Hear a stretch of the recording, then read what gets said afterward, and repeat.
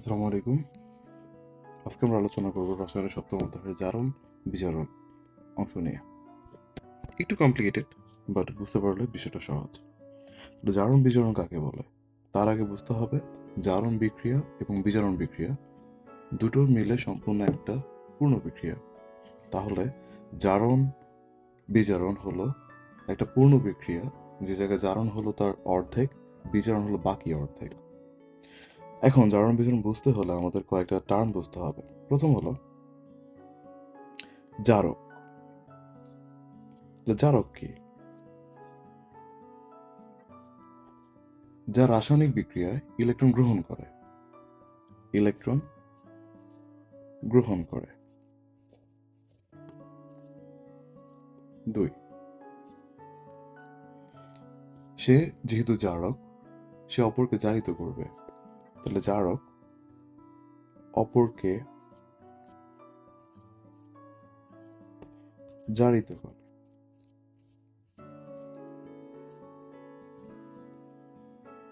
অপরকে যেহেতু সে জারিত করে, সে নিজে উল্টোটা ঘটবে, অর্থাৎ সে নিজে বিজারিত হবে। তো নিজে বিজারিত হয়।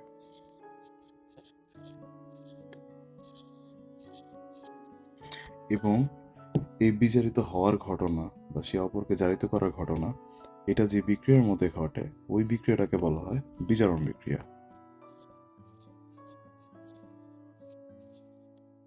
বিজারণ বিক্রিয়া।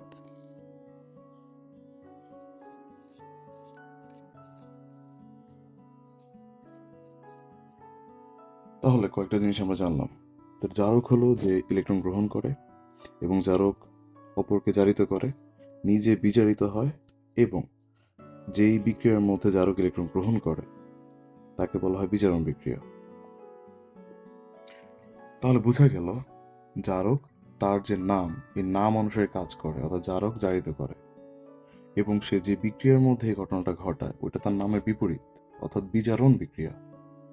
এবং সে নিজেও তার নামের উল্টোটাই তার সাথে ঘটে, অর্থাৎ সে জারক, এজন্য সে নিজে বিজারিত হয়।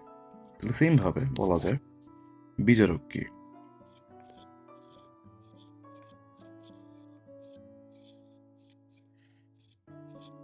তাহলে জারক যদি ইলেকট্রন গ্রহণ করে, বিজারক ইলেকট্রন ত্যাগ করবে। ওকে, এতক্ষণ আমরা বুঝতে পারছি যে বিজারক তার নামের কাজটা করবে, তাহলে বিজারক অপরকে কি করবে? বিজারিত করবে।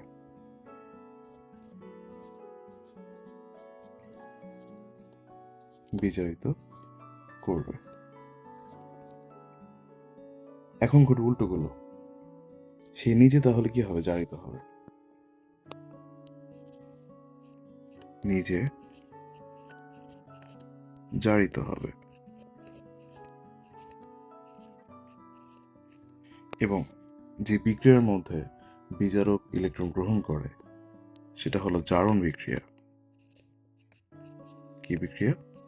জারণ বিক্রিয়া।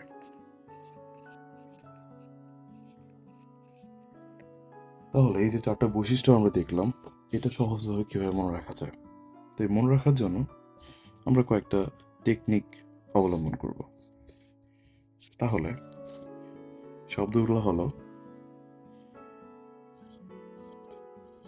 নাম যা, কাজও তা, কিন্তু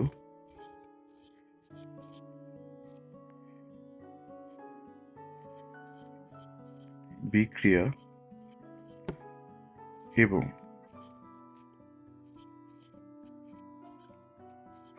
নিজের সাথে ঘটে নামের বিপরীত।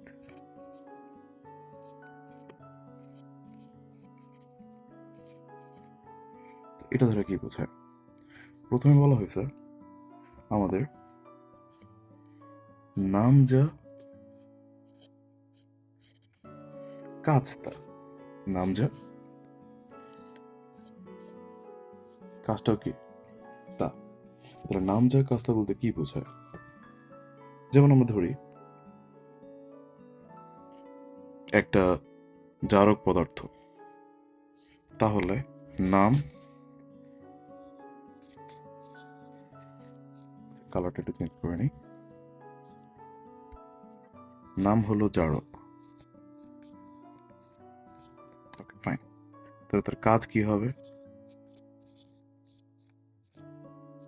আমরা কি বলছি? নাম যা, কাজও তা। তাহলে জারক যেহেতু তার নাম, তার কাজ হবে জারিত করা, নামের সাথে মিল রেখে।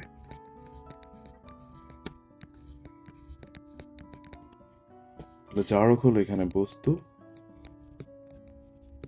বা পদার্থ, আর জারকের কাজ হলো জারিত করা।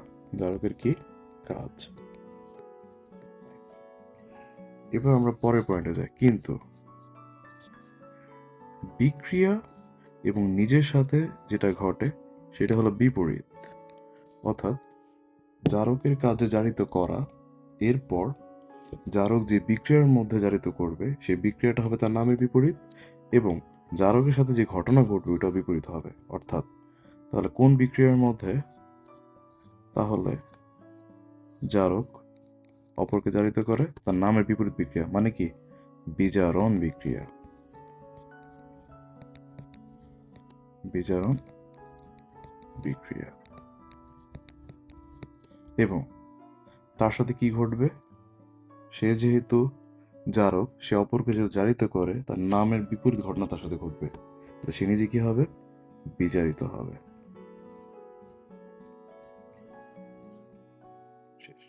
তাহলে এই দুটো লাইনের মাধ্যমে আমরা খুব সহজেই বুঝতে পারবো। দেখুন, তারপর একটু আমরা দেখি, তাহলে একটু ভালোভাবে বুঝতে পারবো। যেমন নাম, নাম বিজারক।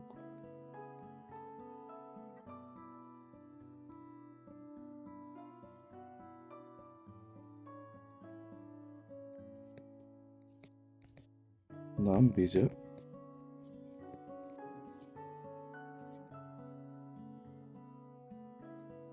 এখন নাম বিজারক, তাহলে তার কাজ কি হবে? নাম যা, কাজ তা। সে বিজারক, সে অপর কি করবে? বিজারিত করবে।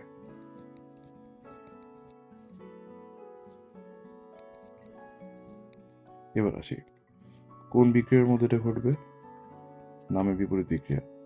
অর্থাৎ জারণ বিক্রিয়ায় বিজারক অপরকে বিজারিত করবে, এবং বিজারকের সাথে কি ঘটবে? তার নামের উল্টো ঘটনা। অর্থাৎ সে যেহেতু সকলকে বিজারিত করে, সে নিজে কি হবে? জারিত হবে।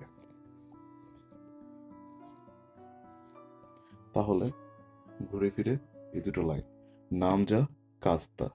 নাম জারক, কাজ জারিত করা। নাম বিজারক, কাজ বিজারিত করা। এবং তার সাথে বিক্রিয়া এবং তার নিজের সাথে ঘটবে বিপরীত কাজ। অর্থাৎ জারক বিজারণ বিক্রিয়ায় সকলকে জারিত করবে এবং নিজে বিজারিত হবে। সেমভাবে বিজারক জারণ বিক্রিয়া সকলকে বিজারিত করবে, নিজে জারিত হবে। এভাবে আমরা বুঝতে পারবো কোনটি জারক, কোনটি বিজারক, কোনটি জারণ বিক্রিয়া, কোনটি বিজারণ বিক্রিয়া। আশা করি সবাই বুঝেছেন। আল্লাহ হাফেজ।